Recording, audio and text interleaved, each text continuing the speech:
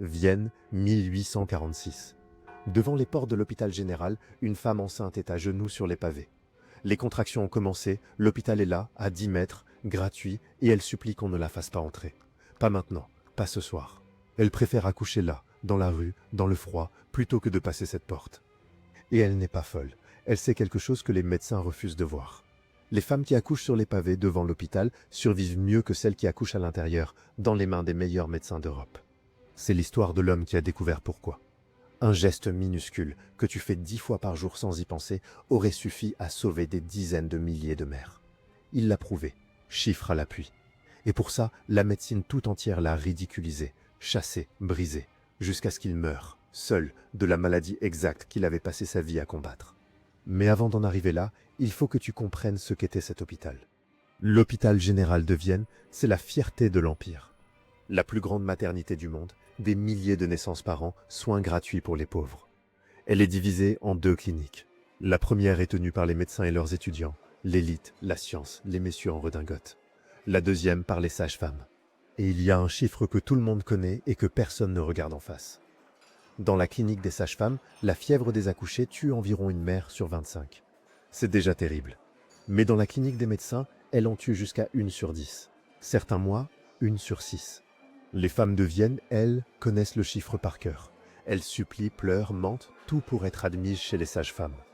Les moins chanceuses tirent la clinique des médecins, et certaines écrivent leur testament en passant la porte. Et ce qui rend cette histoire insupportable, c'est que la réponse était là, sous leurs yeux, depuis le premier jour. Ils la touchaient tous les matins. Mais on n'y est pas encore. Cette maladie, on l'appelle la fièvre puerpérale. Elle frappe une jeune mère un jour ou deux après la naissance, et en quelques jours c'est fini. Une femme entre pour donner la vie, son bébé rentre orphelin. En 1846, un jeune médecin hongrois prend son poste dans la clinique des médecins. Il s'appelle Ignaz Semmelweis. 28 ans, fils d'épicier, un accent hongrois dont les élégants de Vienne se moquent. Et une obsession qui va dévorer sa vie. Pourquoi ? Pourquoi sa clinique tue et pas l'autre ? Les explications officielles existent, bien sûr. Il y en a même trop. On accuse les miasmes, un air mauvais qui flotterait dans les salles. Sauf que les 2 cliniques sont dans le même bâtiment, sous le même air. On accuse la surpopulation. Sauf que la clinique des sages-femmes est plus bondée. On accuse la pudeur. Chez les médecins, ce sont des hommes qui accouchent les femmes, et la honte, paraît-il, rendrait malade. On accuse même le prêtre. Le prêtre, c'est le détail qui rend fou. Pour porter les derniers sacrements aux mourantes, il traverse les salles de la clinique en agitant sa clochette.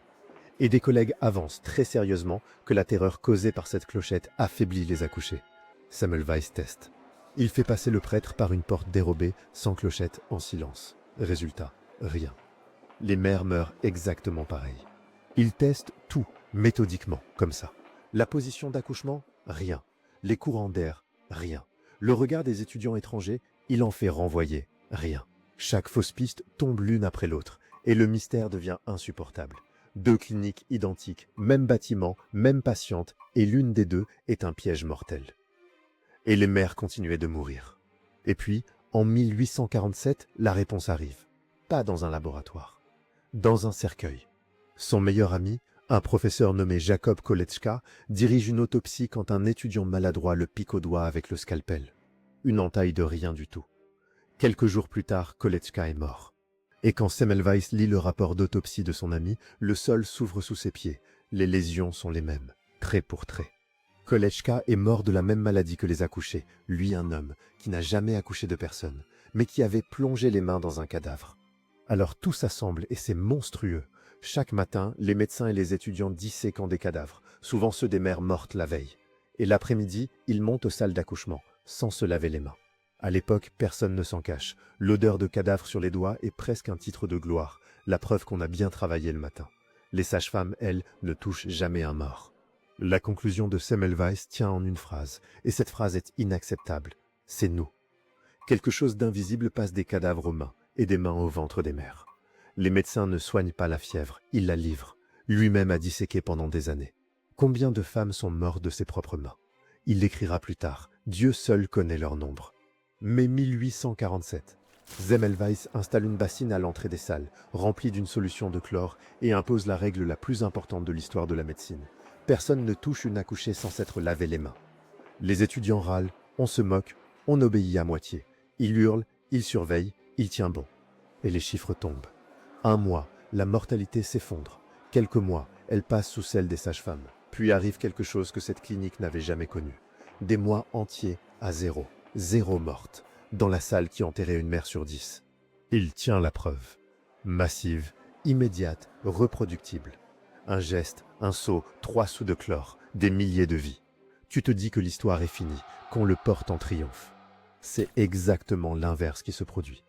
Parce que réfléchis à ce que sa découverte demande aux grands professeurs. Admettre que l'air mauvais, la clochette, la pudeur, tout ce qu'ils enseignent depuis 30 ans, c'est du vent. Admettre surtout que les mains qui ont tué, ce sont les leurs. Chaque mandarin qui accepte Semmelweis accepte, dans la même seconde, d'avoir envoyé des centaines de mères au cimetière. La main d'un gentleman ne peut pas transmettre la mort. Voilà, en résumé, la réponse de l'élite. Ce n'est pas un débat scientifique, c'est un réflexe de survie. Alors on l'étouffe. Son poste n'est pas renouvelé, on lui propose un placard. Il quitte Vienne humilié et rentre en Hongrie. Et là, nouvelle preuve. À l'hôpital de Pest, il impose le lavage des mains. Et la mortalité s'écrase encore. 2 villes, 2 hôpitaux, même résultat.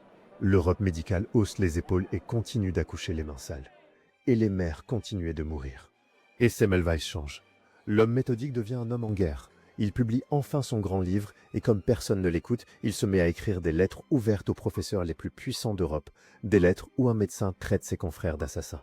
Devant l'histoire, je vous nomme meurtrier, écrit-il, en les rendant comptables de chaque mère qui meurt entre leurs mains. Il a raison sur toute la ligne. Et chaque lettre l'enfonce. On ne répond plus à ses preuves, on montre du doigt sa colère. Regardez-le s'agiter, ce Hongrois, on l'appelle le fou.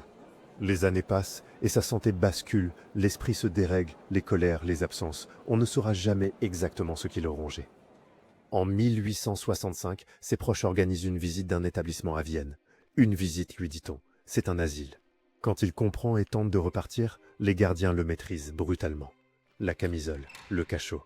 2 semaines plus tard, Ignaz Semmelweis meurt à 47 ans, des suites de ses blessures infectées. Une septicémie. La même famille d'infection que la fièvre des accouchés. L'homme qui a appris au monde à se laver les mains est mort de l'infection qu'il avait vaincue, sans les soins qu'il avait inventés. Presque personne ne suit son cercueil.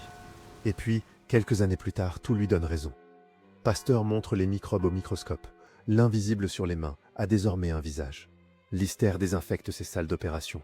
La chirurgie change à jamais. Le monde entier se met à faire précisément ce que Semmelweis avait supplié qu'on fasse, et sa statue se dresse aujourd'hui à Budapest, sur les billets, sur une université qui porte son nom. Mais le plus important n'est pas la statue, c'est le nom que la science a donné à ce qui l'a tué.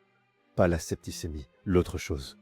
Le réflexe Semmelweis, notre tendance à rejeter une vérité nouvelle, non pas parce qu'elle est fausse, mais parce qu'elle nous accuse. Parce qu'entre changer d'avis et abattre le messager, l'être humain choisit trop souvent le messager. Alors ce soir, quand tu te laveras les mains, regarde les 2 secondes. Ce geste banal, c'est son monument.